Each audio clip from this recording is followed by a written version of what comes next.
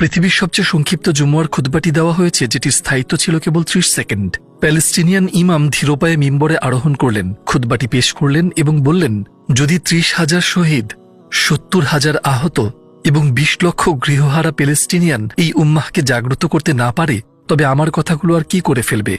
আমি আর কি বলবো এবং কাকে বলবো? এবং তারপর তিনি বললেন, আপনাদের কাতারগুলো সোজা করুন, এখন আমরা সালাত আদায় করব। তারপর তিনি মিম্বার থেকে নেমে গেলেন। এখন এই শক্তিশালী খুতবাটি মানুষের কাছে পৌঁছে দেওয়া আমাদের দায়িত্ব। এটি শেয়ার করুন যাতে এমন একটা মানুষও অবশিষ্ট না থাকে যিনি এই ৩০ সেকেন্ডের খুতবাটি শোনেনি। পৃথিবীর সবচেয়ে সংক্ষিপ্ত জুমুয়ার খুতবাটি দেওয়া হয়েছে, যেটির স্থায়িত্ব ছিল কেবল ৩০ সেকেন্ড। প্যালেস্টিনিয়ান ইমাম ধীরপায়ে মিম্বরে আরোহণ করলেন, খুতবাটি পেশ করলেন এবং বললেন, যদি ৩০,০০০ শহীদ, ৭০,০০০ আহত এবং ২০ লক্ষ গৃহহারা প্যালেস্টিনিয়ান এই উম্মাহকে জাগ্রত করতে না পারে, তবে আমার কথাগুলো আর কি করে ফেলবে? আমি আর কি বলবো এবং কাকে বলবো? এবং তারপর তিনি বললেন, আপনাদের কাতারগুলো সোজা করুন, এখন আমরা সালাত আদায় করব। তারপর তিনি মিম্বার থেকে নেমে গেলেন। এখন এই শক্তিশালী খুতবাটি মানুষের কাছে পৌঁছে দেওয়া আমাদের দায়িত্ব।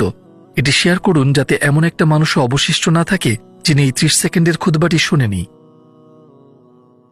পৃথিবীর সবচেয়ে সংক্ষিপ্ত জুমুয়ার খুতবাটি দেওয়া হয়েছে, যেটির স্থায়িত্ব ছিল কেবল ৩০ সেকেন্ড। প্যালেস্টিনিয়ান ইমাম ধীরপায়ে মিম্বরে আরোহণ করলেন, খুতবাটি পেশ করলেন এবং বললেন, যদি ৩০,০০০ শহীদ, ৭০,০০০ আহত এবং ২০ লক্ষ গৃহহারা প্যালেস্টিনিয়ান এই উম্মাহকে জাগ্রত করতে না পারে, তবে আমার কথাগুলো আর কি করে ফেলবে?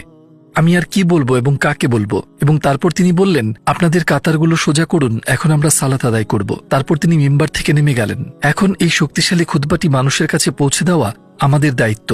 এটি শেয়ার করুন যাতে এমন একটা মানুষও অবশিষ্ট না থাকে যিনি এই ৩০ সেকেন্ডের খুতবাটি শোনেনি।